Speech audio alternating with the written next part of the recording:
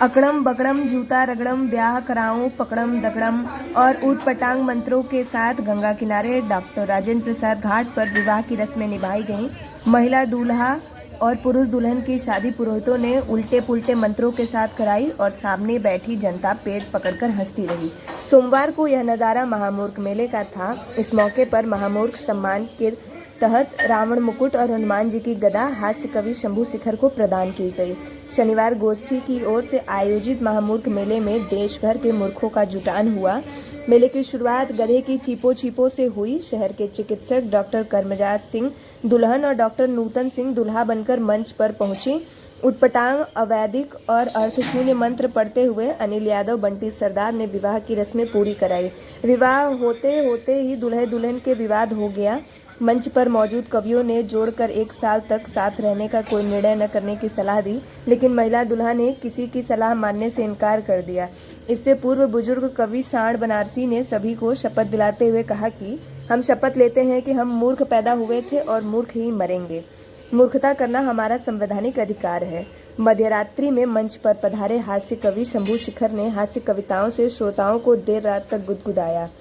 उन्होंने सुनाया, चीनी को जमा करके फिर से गन्ना बना दूं, हीरा जो दे तो उसको भी मैं पन्ना बना दूं, भूत पिचास चुड़ैल डाकिनी सब है साथ में आए, ज्ञानवापी में नंदी बाबा मंद मंद मुस्काए।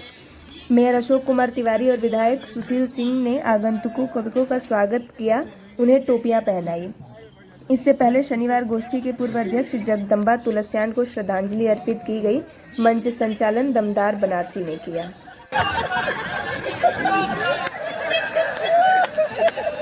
बीच में ना बोलना ना, ऐसा शराब दे दिया कि गोरखपुर में पैदा हो। जिंदाबाद जिंदाबाद। अभी एक तो आया रहा, कहे इसी के कहने से कवित्री बुलाई गई। उसका चाल चलन तो गंदा है ही है। सांड जी आपो के लीप ले ले। 2 मिनट बाद इंडिया में जीत गई। किसी ने खुशी के मारे घोड़ी के नीचे सुतली बम रख दिया। अब वो बम फटा तो घोड़ी भागने लगी, हम भी भागने लगे। हमने चलती घोड़ी से पिताजी को फोन मिलाया। हमसे बोले, कहाँ हो बेटा? हमने कहा पिताजी भाग रहे हैं। बोले किसके साथ?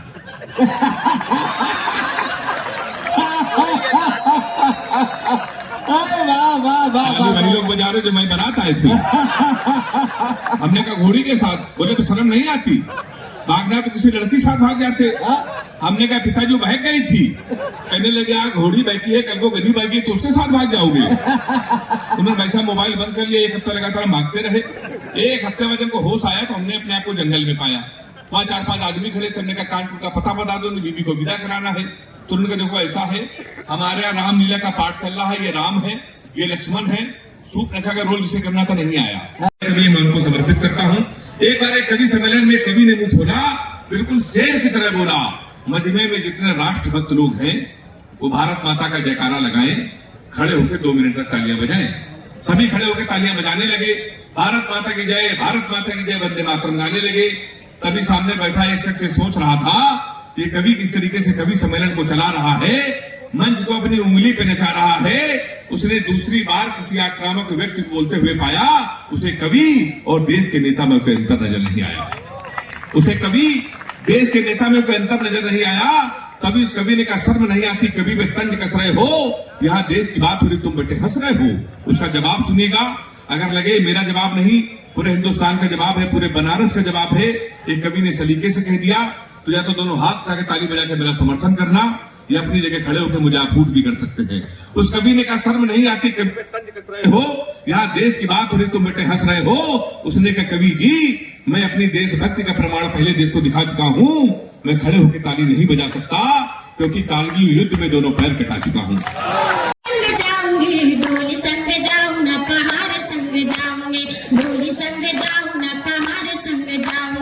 अखियों में दिन रात जिसका है सपना, अखियों में दिन रात जिसका है सपना, जिसके सिवा न कोई दुनिया में अपना, जिसके सिवा न कोई दुनिया में अपना। कल्पना के पार वो जो रंग रूप वाला है, कल्पना के पार वो जो रंग रूप वाला है, कल्पना के पार वो जो रंग रूप वाला है, छवि उसके मन में उतार संग जा, छवि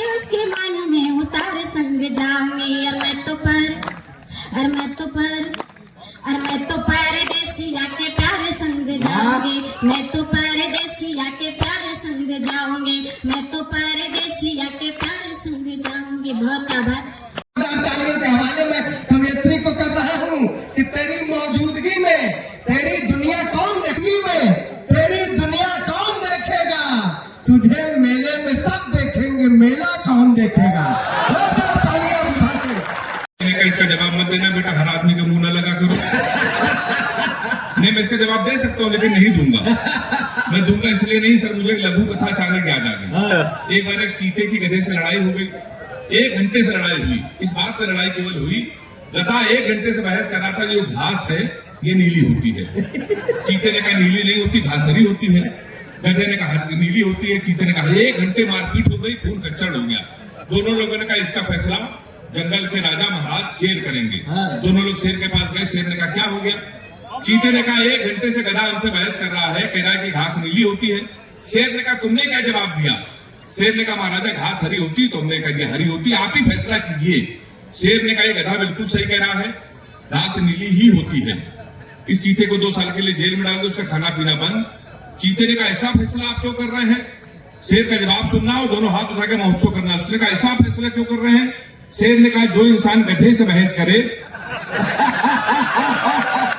अरे वाह वाह वाह वाह वाह वाह वाह, क्या बात है भाई, वाह वाह वाह वाह। तो मैं बता रहा था, तो जब मैं बारात गया, क्या गधे की कहावत है भाई। आप कुछ भी कह सकते हैं, अभी पेमेंट आप सबको लेना है।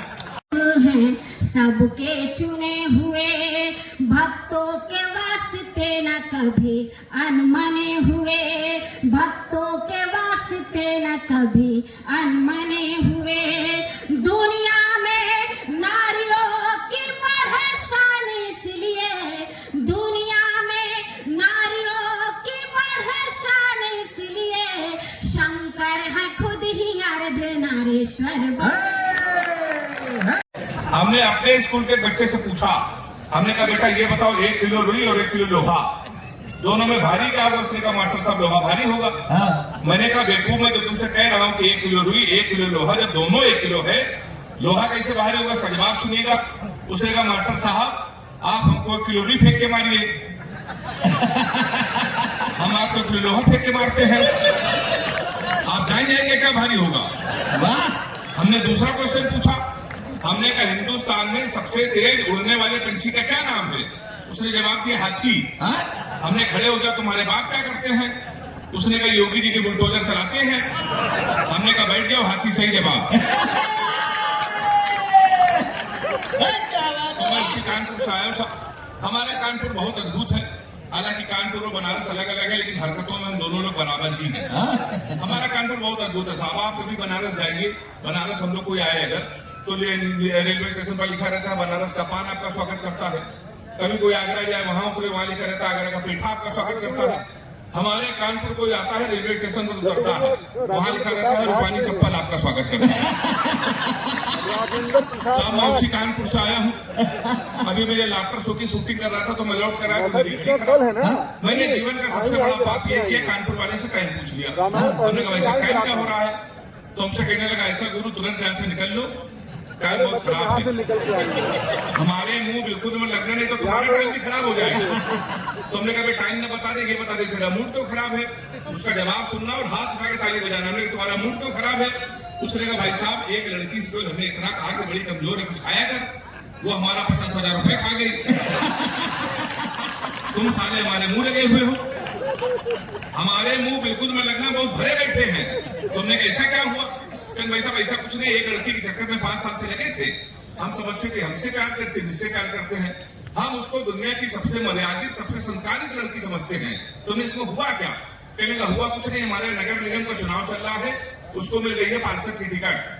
पूरे शहर में होल्डिंग लगी है, युवा दिलों की धड़कन पुष्पा पाल। तुम सारे हमसे टाइम पूछ रहे हो? लोग तो नारा लगा रहे हैं मोहर मारो तान के पुष्पा को पहचान के। पहले एक लड़का कान में नारा लगा रहा है, तो कल हाथ जाके ताली बजाना, लैया बड़ी करारी है, पुष्पा पाल हमारी है।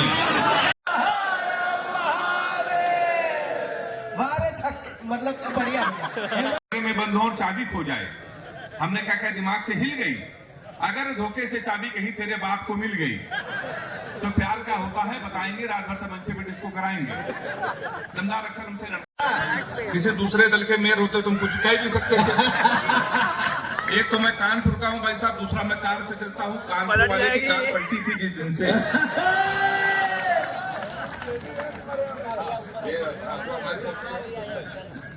तो बहुत बढ़िया आप सुन रहे हैं भैया, थोड़ी देर इधर आ जाओ। अब उनका होता है इनकी भी अंग्रेजी है भैया। ये आए एक फॉरनर आए, इनके पूछे व्हाट इज योर निकनेम। अब समझे ना पाए कि वो अयोध्या के हैं। ये अलग बात है, शादी के पश्चात हम कहीं के नहीं रहे। अपने बारे में कुछ कहते हैं कि बिच्छू तक अगर मुझे खट्टा बना दिया। क्या बात है गुरु, वाह। हाथवा मत बांधा यार, हाथ मत बांधिए आप लोग, ये हाथ खोलिए, हाथ बांधे, साथ चलना चाहिए, पूछकर घर से निकलना चाहिए, और पास में पत्नी अगर खूंखार हो आदमी को कम उछलना चाहिए। वाह भाई वाह। और हर कौम हर पार्टी के लोग बैठे हैं, हमें बीजेपी कितने बड़े नेता बैठे हुए हमारे सामने, तो हम कहेंगे कि हिंदू सिख ईसाई कोई मुसलमान है, हिंदू सिख ईसाई कोई मुसलमान है, खून एक ख्वाब एक राष्ट्र हिंदुस्तान है, और भाजपाई कांग्रेसी या हो सपाई हर कोई अपनी पत्नी से परेशान है। अब हम क्या करते हैं, मैं को बड़ा पड़ रहा है, अब तो छोटा कर दो ना छोट बड़ काम पुरुषों पे शोभा नहीं देता। स्वागत है। अब हम सोचे क्या पूछे, कुछ नया पूछते हैं। हम पूछे, हे बेटवा स्वर व्यंजन पता हो तो के? कहा चाचा, एक मुंह से अंदर जाला एक बाहर। हम कह भैया विषय बदलते हैं, अब हम कुछ अंग्रेजी का पूछते हैं कि बेटा I do my work, your father will do his work, दोनों में अंतर क्या है? कहे चाचा दोनों में कर्ता विवाहित हुई है, और जो विवाहित हुई टेंस होबे करी। हम कहे चलो विषय बदलते हैं। बेटा ही बताओ अकबर के बारे में जानते हो? नहीं चाचा। हमके बीरबल के बारे में जानते हो? नहीं चाचा। हमके गांधी के बारे में जानते हो? नहीं चाचा। और भैया पूछने लगा, कहा चाहिए चाचा तुम्हें बतावा रिया के बारे में ना कहना है कि निबंध लिखो भैया। 2 मिनट में फक से निबंध लिख दिया, 3 पन्ना खाली, अंतिम में लिखा था चाचा ये आलस होला। अब अलगे लड़के भैया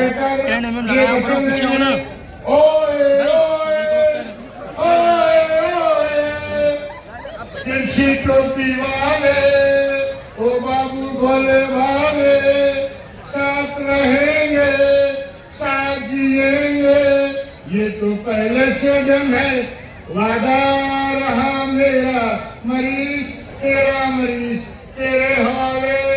गृहस्थ में अर्थ की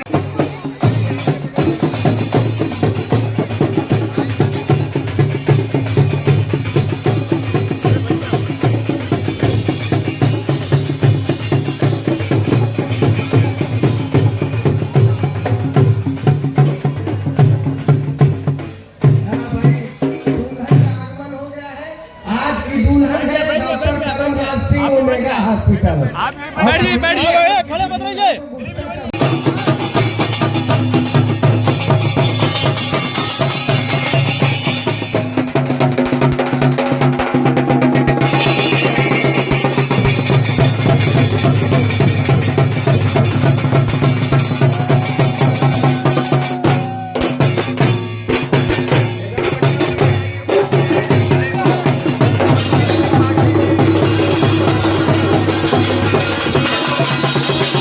बुलेट ट्रेन के लिए जापान से उन्होंने 50,000 करोड़ लिए। कितने? 50,000 करोड़ 50 साल के लिए। बदले में उसको क्या दिया? 200 रुपए की गीता। 50 साल बाद ना बचा लेने वाला ना बचा देने वाला।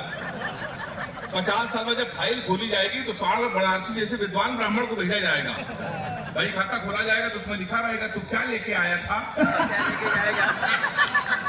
तू क्या लेके जाएगा। तो लड़कियों की बीमारी है। किसी लड़की से कोई क्वेश्चन पूछ लो तो इतना उटपटांग जवाब देती है। हमने एक लड़की से पूछा, हमने कहा तुम्हारा फेवरेट कलर क्या है? कहने लगी स्टूपिड कहीं के। कोई मैच्योर क्वेश्चन नहीं पूछ सकते। तो हमने पूछा, हमने कहा 0.8 मिलीलीटर सल्फ्यूरिक एसिड को न्यूट्रलाइज करने के लिए कितने मोल बाइकार्बोनेट की जरूरत पड़ेगी? तब उसने बताया हमारा फेवरेट कलर पिंक है। तो मैं बहुत रोता भाई साहब। लड़कों की एक बीमारी और है, बीमारी से भी तो नौजवान हाथ लगा के समर्थन करना। किसी लड़की को गौर से देख लो तो कहेंगी देखो कैसे कुत्ते की तरह देख रहा है, ना देखो तो कहेंगी कुत्ता देख भी नहीं रहा है। ये वही लोग ताली बजा रहे जिनकी भावना इनसे मिलती है। दो पंक्ति बिहार के लिए पढ़ दें, तब कहिए इसको पढ़ें। हाँ निकाल दिल चचा, निकाल दिल चचा, अब का करबा, निकाल दिल चचा, अब का करबा, निकाल दिल चचा, अब का करबा, निकाल दिल चचा, अब का करबा, हे तेजस्वी बच्चा, अब का। क्या बात है, इनका सुन लो विशाल भैया, जल्दी है पिया हो। मैं यहाँ माला के लिए नहीं, सिर्फ माल के लिए आया। क्या कहने,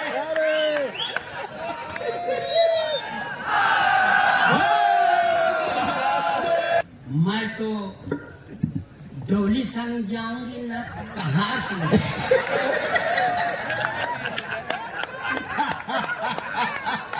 ना डोली संग जाओ न कहार संग जाओ।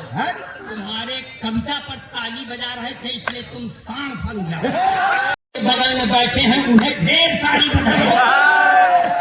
बधाई दी जाती है, अपने के लगे तो बैठबे कर दो, मजबूरी है। हालांकि विभा बेटा तुमको इस तरह के पहाड़ कविताएं नहीं पढ़नी चाहिए। डोली संग जाऊंगी न कहा, इधर का मतलब किसी न किसी संग जाना पड़वा ही करेगा। जेके मन ये इन्हें साथे चली जाओ तुम। हमारे साथ अक्सर ये होता है, ये लड़कियां बड़ी इमोशनल होती हैं, कभी कभी बड़ी लाड़ में आ जाती हैं। एक बार हमारी वाली लाड़ में आई तो उसने हमको 2:30 बजे फोन किया, कहने लगी सो रहे हो तो सपने भेजो, जाग रहे हो तो यादें भेजो, मुस्कुरा रहे हो तो हंसी भेजो। हमने कहा लोटा लेके खेत में बैठे क्या भेजो।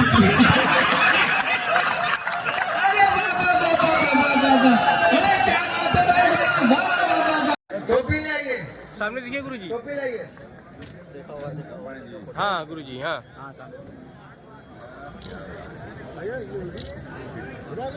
गुरुजी थोड़ा पैर छू। बलवा ऊपर खावल है ना भैया के।